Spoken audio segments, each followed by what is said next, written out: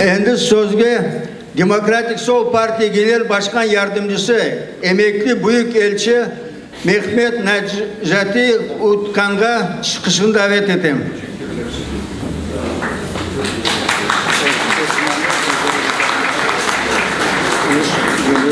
Hayır, onun yazdım.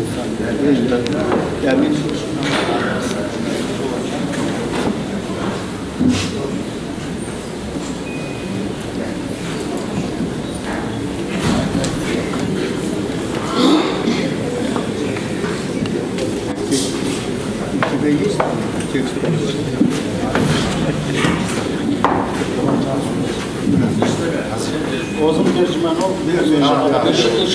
Yapacak. Yapacağım.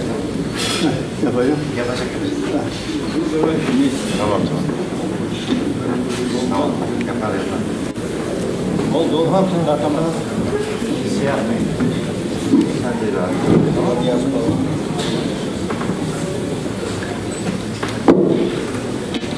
Merhum Bülent Ecevit'in kurmuş olduğu Demokratik Sol Parti'nin Genel Başkanı Masum Türker adına hepinizi selamlıyorum. Я приветствую вас всех от имени председателя партии, Демократической левой партии Турции, основателем которого является покойный Bülent Ecevit. Türkiye, Kırım Tatarlarına tarihi, kültürel ve daha da önemlisi insani bağlarla bağlıdır. Турция связана с Крымом историческими, культурными и, что важнее всего, человеческими связями. Elbette şimdi olduğu gibi her zaman sizlerin iyiliğini isteriz.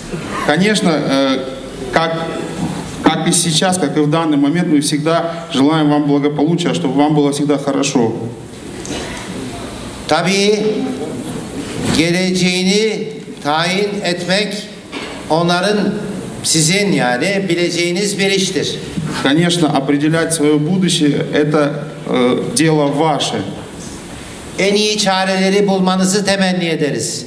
Мы хотели бы, чтобы вы нашли самый лучший вариант для себя. Bu anlayışla kıymetli şurayı sevgi ve saygı ile selamlıyorum.